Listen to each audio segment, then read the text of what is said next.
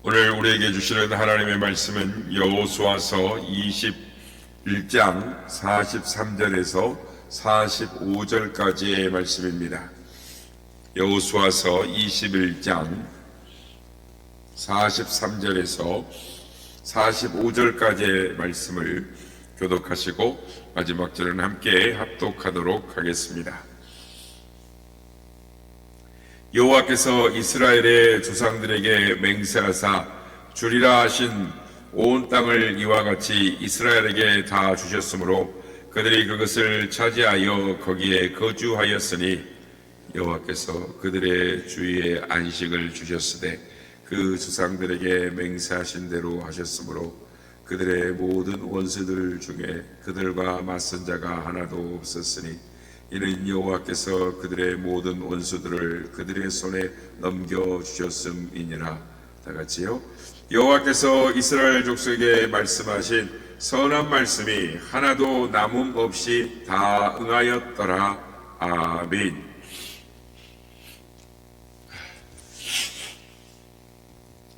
할렐루야. 오늘도 우리 함께 하신 주님을 찬양합니다. 성경에 우리를 향한 이 수많은 하나님의 약속들이 있습니다. 그리고 우리에게 약속하신 하나님의 약속은 반드시 다 이루어집니다.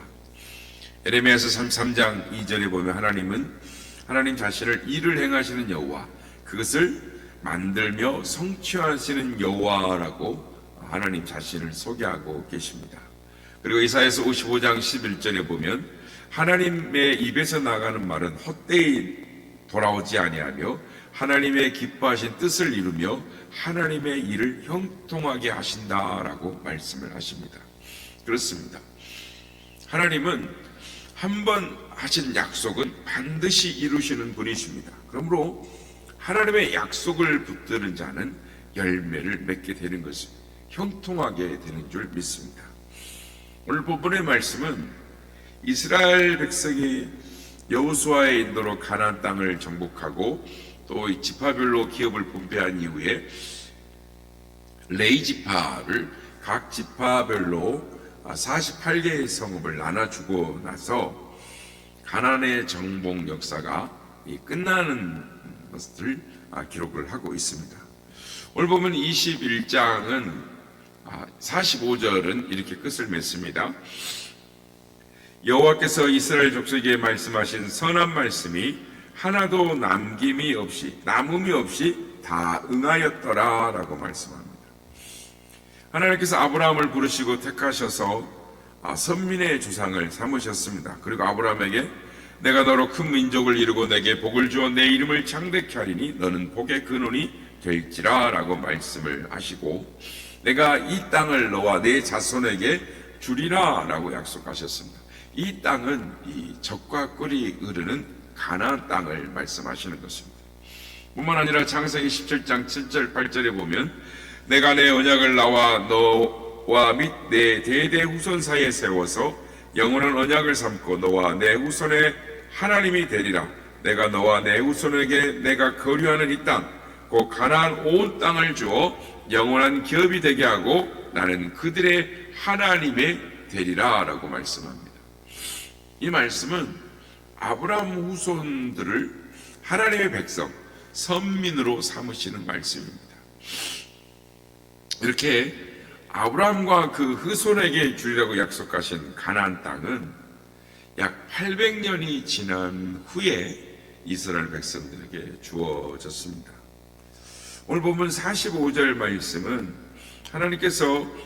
하나님이 약속하신 모든 말씀, 그러니까 아브라함에게 가나안 땅을 주시겠다고 약속하신 그 약속이 다 이루어졌다라고 말씀을 합니다. 하나님께서 아브라함에게 가나안 땅을 주시겠다고 약속하셨습니다.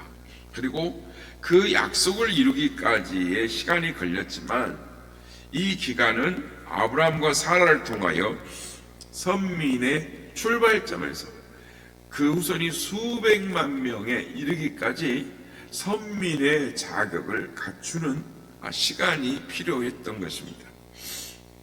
그런데 오늘의 말씀을 통해서 깨닫게 되는 중요한 말씀은 하나님께서 약속하신 것은 반드시 남김없이 다 이루신다라는 것입니다.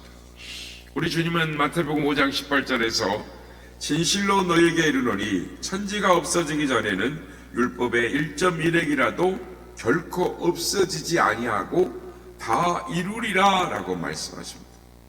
그렇습니다. 하나님의 약속은 반드시 1.1획도 떨어지지 아니하고 다 이루신다라고 말씀하십니다. 그러므로 하나님의 약속을 굳게 붙잡는 축복의 주인공들이 다 되시기를 예수님의 이름으로 축복합니다. 오늘 이 시간에는 이 하나님의 약속은 누구에게 그리고 언제 어떻게 이루어지는가를 살펴보므로 은혜를 받고자 하는 것입니다. 첫째, 하나님의 약속은 하나님의 약속을 의지하는 자에게, 붙드는 자에게 이루어진다라는 것입니다. 이스라엘 백성을 언약의 백성이라고 부릅니다.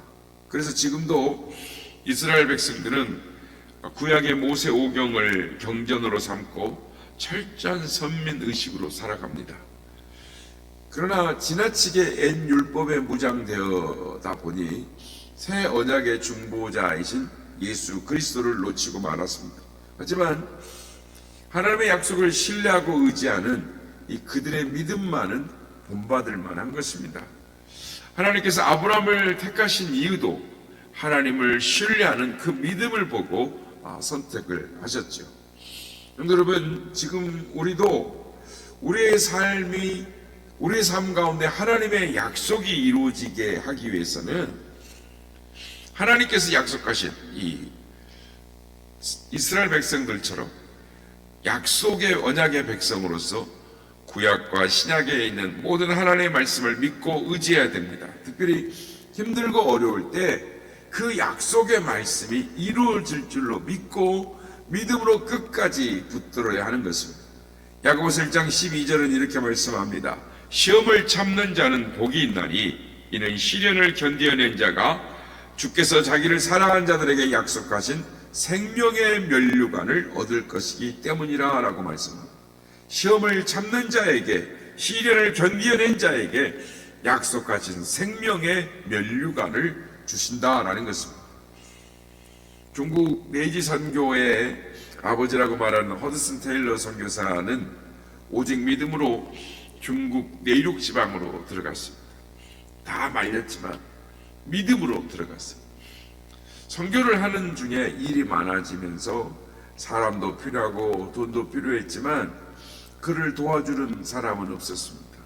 단체도 없었습니다. 돈은 들어가는데 번역 일을 하고 여러 일을 하는데 자꾸 중간에 실패가 되고, 그래서 무거운 정신적인 부담, 결국에는 잠을 못 자는 신경쇠약에 걸리게 되었습니다. 그렇게 고민에 쌓여있던 어느 날 말씀을 읽다가 요한복음 15장에 있는 포도나무 비유, 나는 포도나무여 너희는 가지니 라는 이 말씀을 듣고 감동이 됩니다. 그리고 마음이 환하게 밝아지기 시작합니다. 그리고 깊이 깨닫는 마음이 일어났습니다. 주님은 포도나무시고 나는 그 가지인데 내가 걱정할 것은 아무것도 없지 않은가? 수분과 양분을 공급해 주는 것은 나무지 가지가 아니지 않는가?